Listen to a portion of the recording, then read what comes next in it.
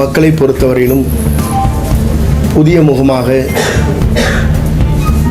ஒருவர் தமிழகத்தை ஆள வேண்டும் என்ற நிலையில்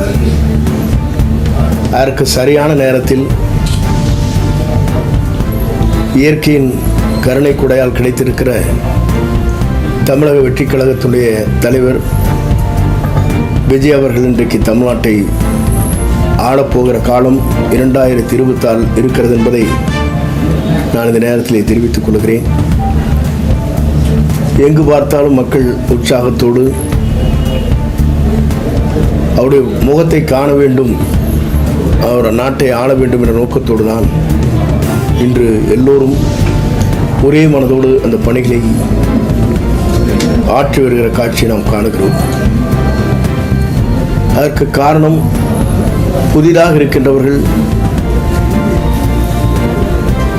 நல்லாட்சியை தர முடியும் இவரால் என்ற நிலையை தான் 500 கோடி ரூபாய் வருவாயை ஆண்டுக்கு தனக்கு தேவையில்லை என்று தூக்கி எறிந்துவிட்டு ஒரு நேர்மையான ஆட்சியை தமிழகத்திலே தருவேன் என்று குரல் கொடுத்து மக்கள் நலன் காப்பேன், சட்டுலங்கை பேணி காப்போம் என்று பல்வேறு நிலைகள் என்று மக்களுக்கு பணியாற்றுகிற ஒரு தூய்மையான உள்ளத்திற்கு சொந்தக்காரராகத்தான் இன்றைக்கு பவனி வந்து கொண்டிருக்கிறார்.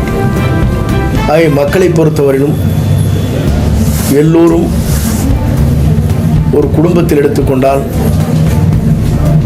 பெண்களிலிருந்து ஆரம்பித்து மகன் மகள் அத்தனை பேரும் ஒரு வீட்டிற்கு சென்று கேட்கின்ற போது நாங்கள் டிவிக்குத்தான் ஓட்டு போடுவோம், தளபதி விஜய் அவர்கள்தான் தமிழ்நாட்டை ஆள வேண்டும் என்ற நோக்கம் எல்லோருடைய உள்ளங்களிலும் இருக்கிறது. அந்த அடிப்படையிலே தான் இன்று அலுவலகம் திறக்கப்பட்டு தை திருநாளில் தைப்பூசத்தில் இன்று எழுச்சியோடு இங்கே நிகழ்ச்சியில் நடைபெற்றுக் கொண்டிருக்கிறது. ஆகவேதான் இந்த எழுச்சி பயணம் என்பது தமிழ்நாடு முழுவதும் இது போன்ற நிகழ்வுகள் நடைபெற்றுக் கொண்டிருக்கிறது. ஆகவே தமிழகத்தை பொறுத்தவரையிலும் இரு கட்சி இல்லாமல் ஒரு புதிய தோன்றலாக வருகின்றிருக்கிற தன்னை வருவாய் தேவையில்லை, மக்கள் பணியே எனக்கு வேண்டும், மக்களுக்காக சிறந்த பணிகளை ஆற்றி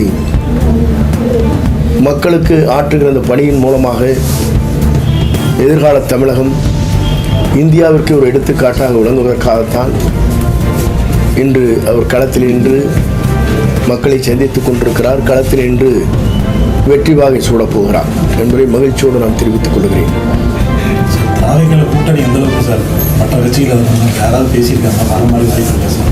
தலைவரை பொறுத்தவரையிலும்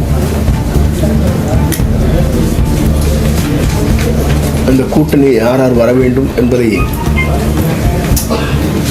அவர் முடிவு செய்வார்கள்.